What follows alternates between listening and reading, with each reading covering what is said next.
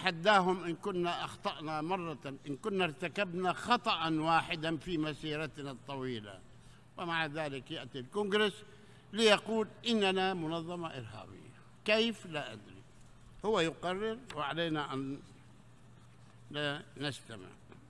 لقد عرضنا على الإدارة الأمريكية على مدى سنوات تشكيل لجنة فلسطينية أمريكية للبحث في مكانة منظمة التحرير الفلسطينية السياسية والقانونية، حتى نثبت لهم بأن منظمة التحرير هي منظمة ملتزمة بتحقيق السلام وبمحاربة الإرهاب، وأن قرار الكونغرس بشأنها هو قرار تعسفي وغير قانوني وغير مبرر، ويتجاهل بشكل متعمد الاتفاق الرسمي مع الإدارة الأمريكية لمحاربة الإرهاب.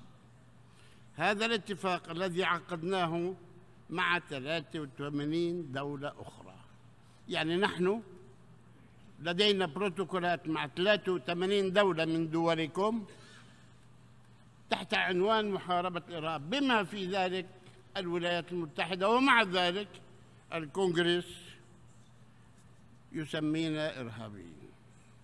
ورغم كل ذلك فإنني ومن على هذا المنبر الموقر أجدد الدعوة للرئيس ترامب لإلغاء قراراته وإملاءاته بشأن القدس واللاجئين والاستيطان التي تتعارض مع القانون الدولي وقرارات الشرعية الدولية، وما جرى بيننا من تفاهمات حتى نتمكن من إنقاذ عملية السلام وتحقيق الأمن والاستقرار للأجيال القادمة.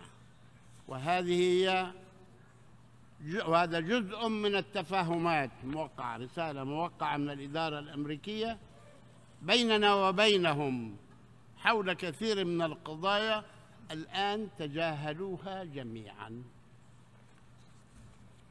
أيتها السيدات والسادة، للتأكيد على تمسكنا بالسلام وحل الدولتين وبالمفاوضات التي لم نرفضها في يوم من الأيام سبيلاً لتحقيق ذلك، أنا أتحدى إن كان طلب منا مرة واحدة أن نجلس على طاولة المفاوضات ونرفض، بل على العكس تماماً، دعينا أكثر من مرة من أكثر من دولة منكم هنا وقالوا لنا تعالوا لنجلس سيد نتنياهو وأنتم لنجلس سوياً، وكنت أوافق في كل مرة وأتحدى إذا وافق مرة واحدة وأتحدى إذا رفضنا مرة واحدة.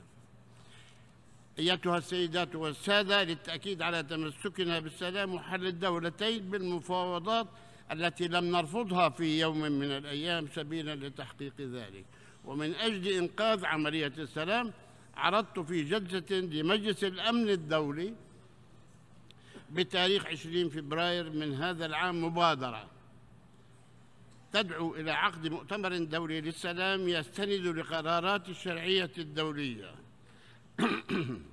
والمرجعيات المجمع عليها أممياً، ويتم بمشاركة دولية واسعة تشمل الأطراف الإقليمية والدولية الفاعلة، وعلى رأسها أعضاء مجلس الأمن الدائمين والرباعية الدولية. وسوف نقوم بتوزيع هذه المبادرة كاملة على حضراتكم بأمل تبنيها من قبل جمعيتكم الموقرة.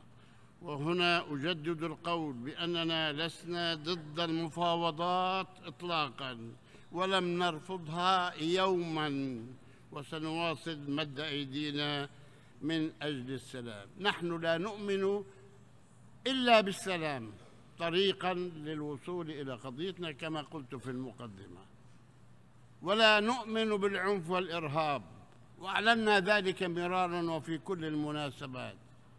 ماذا هو مطلوب منا؟ مفاوضات على أساس الشرعية الدولية. طب إذا كانت الشرعية الدولية منذ 47 إلى اليوم لا يحترم قرار واحد منها، ثم يتحدثون عن حلول. أية حلول؟